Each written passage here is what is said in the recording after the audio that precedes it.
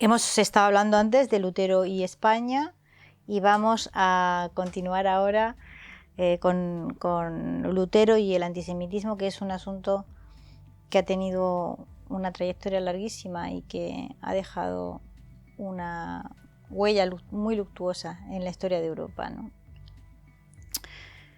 No es nada extraño que Lutero fuese antisemita, insisto, antisemita era todo el mundo. Es decir, los prejuicios contra los judíos, bueno, no sé si es un exceso decir que el 100% de la población los compartía, pero si no es el 100%, pues es el 99%. Es decir, el antisemitismo ha estado muy arraigado en la Europa occidental, entre todos los cristianos, desde siempre. Tristemente es así y hay que aceptarlo. Ahora, en el contexto luterano, digamos, hay que darse cuenta de cuál es el giro nuevo ante esa actitud.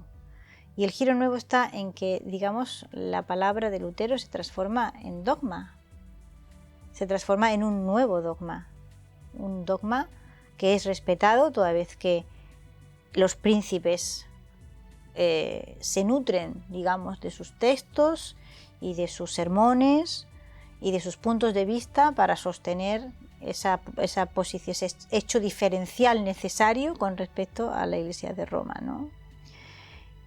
Y no estamos hablando de algo que, bueno, fuese puntual en la vida o que sucedió durante el tiempo de la vida de Martín Lutero, sino que es algo que se continúa a lo largo del tiempo. Esa especie de sanción teológica al antisemitismo que le da Martín Lutero en sus textos a este fenómeno lo hizo mucho más respetable de lo que ya había sido. De la misma forma que la sanción teológica que él le da al respeto al Señor, es decir, el Señor que ya no es solo el Señor temporal, que ahora es también el Señor temporal, pero también es tu obispo, con lo cual uno no solamente viola la ley humana, sino obedece al Señor, es que viola la ley humana y la ley de Dios. Ha hecho del pueblo alemán el pueblo más obediente de la historia y ha sido una de las razones, y está bastante bien investigado, por las que digamos, el sector protestante de Alemania fue mucho más receptivo a las ideas, a las ideas antisemitas que el sector católico, ¿no? Y no solamente, digamos, fue una sanción teológica desde el punto de vista, digamos, teórico, sino que tuvo consecuencias prácticas en aquella época, ¿no? Y Gordon Rapp, en su trabajo sobre Martin Luther and the Jews, dice, la actividad antisemita de este no se limitó a lo teórico, participó activamente en campañas antijudías en Silesia, Brandenburgo y Sajonia. De resultas de ello, el príncipe Juan Federico de Sajonia, en agosto de 1536, promulgó un edicto que prohibía a los judíos no solo habitar, comprar y vender y cualquier tipo de actividad comercial, sino incluso atravesar el reino. El rabino Joseph de Rothschild pidió al predicador luterano Wolfgang Capito que intercediera ante Lutero para rebajar la dureza del edicto del príncipe, pero fue rechazado. Las consecuencias de eso fueron un pogromo inmediato en Frankfurt, que llevó a la muerte a casi 3.000 personas. En fin, estamos hablando de una cosa muy triste y muy penosa, y todo el mundo tiene, por supuesto, algo en la historia de lo que avergonzarse. Lo triste quizás sea no avergonzarse de esa parte de la historia, porque si uno va a visitar la exposición maravillosa que ahora mismo hay en Berlín sobre Martín Lutero, pues no hay una sola palabra a esto.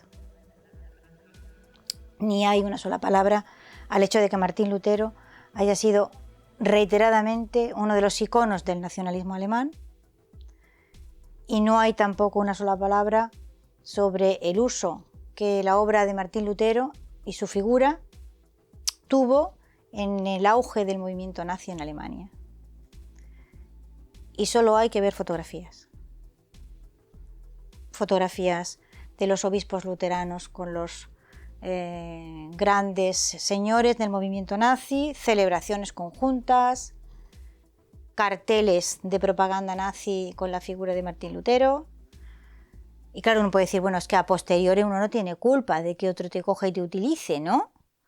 Bueno, pero también te utiliza por algo, porque encuentra en ti una serie de justificaciones de tus ideas que las convierte, digamos, en respetables.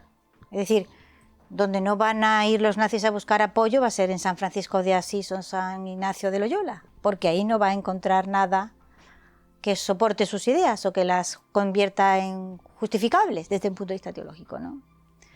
Si nos fijamos, por ejemplo, en el desarrollo de las celebraciones luteranas, que es muy significativo, ¿no? Claro, hay muchas fechas que se pueden celebrar, ¿no? Porque uno puede celebrar, por ejemplo, el nacimiento de Lutero, o puede celebrar el fallecimiento de Lutero, o puede celebrar, por ejemplo, otra de las grandes celebraciones es esta de la iluminación con los rayos y los truenos, cuando prometió hacerse monje si se salvaba. Hay muchas, y puedes celebrar los siglos, pero también puedes celebrarlos con los 50. O sea que, digamos, cada 20 años, si te organizas bien, hay una posible celebración luterana a la que acogerse, ¿no? Pues si se las va viendo a lo largo del tiempo, uno se da cuenta de que hay un vínculo clarísimo entre el esplendor y el fasto de las celebraciones luteranas y lo que está sucediendo en Alemania en ese momento. Por ejemplo, las celebraciones de la época de Bismarck, en el periodo de la unificación, periodo que no olvidemos fue otra de las grandes ocasiones de persecución de los católicos en Alemania, con lo que se llamó la Kulturkampf. Bueno, como son leyes que estaban aprobadas en los parlamentos, cualquiera las puede consultar, ¿no? La época de Bismarck, digamos, las celebraciones de Lutero fueron espectaculares. Los desfiles encabezados por el emperador, por Bismarck, emisión de moneda, de sellos, de exposiciones, de desfiles mogollónicos. Otro gran momento de celebraciones luteranas, que es en el año 33, el 450 aniversario, coincide con las elecciones del 33, no se nos olvide que las elecciones del 33 son las que llevan a los nazis al poder. Y no creo que sea exagerado decir que uno de los elementos fundamentales de esa campaña fue Martín Lutero.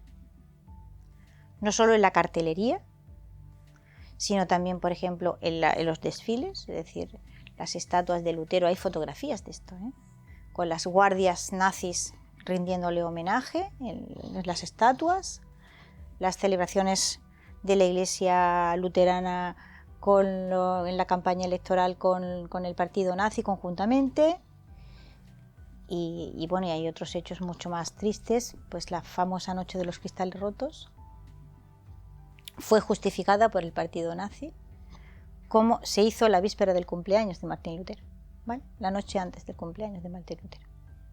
Justo aquella víspera comenzó aquel pogromo terrible que destrozó los comercios de los judíos, que quemó libros, que en fin, que fue una explosión de violencia antisemita tremendo, que los nazis justificaron como una celebración del cumpleaños de Martín Lutero. Por lo tanto, no estamos hablando de un vínculo casual, ni estamos hablando en absoluto de que a los nazis les diese en un momento determinado por utilizar a Martín Lutero. Es que ha habido a lo largo del tiempo, y hay bibliografía para aburrir. Hay bibliografía para aburrir. Ha habido a lo largo del tiempo un vínculo extraordinario del pensamiento luterano con el desarrollo del antisemitismo en los distintos siglos y en distintos contextos, ¿no? Por ejemplo, la historia del antisemitismo en Alemania es muy larga, Hay una figura tradicional que aparece en muchas iglesias. Lutero tiene un texto que lleva ese nombre, la Wudensau, que es la cerda de los judíos, ¿no? Que es una representación infamante, por supuesto, denigratoria de los judíos, en los que aparecen, sabéis que no comen cerdo, ¿no? Entonces aparece una cerda como muy monstruosa, y debajo de la cerda, vestidos de judíos, sus rabinos, ¿no?, están alimentándose de esa cerda. Bueno, es una imagen que fue utilizada por Martín Lutero para ser la portada de uno de sus textos antijudíos. Pero es que además la iglesia de Wittenberg tiene una de esas imágenes esculpidas, a día de hoy se la puede visitar, sigue estando allí.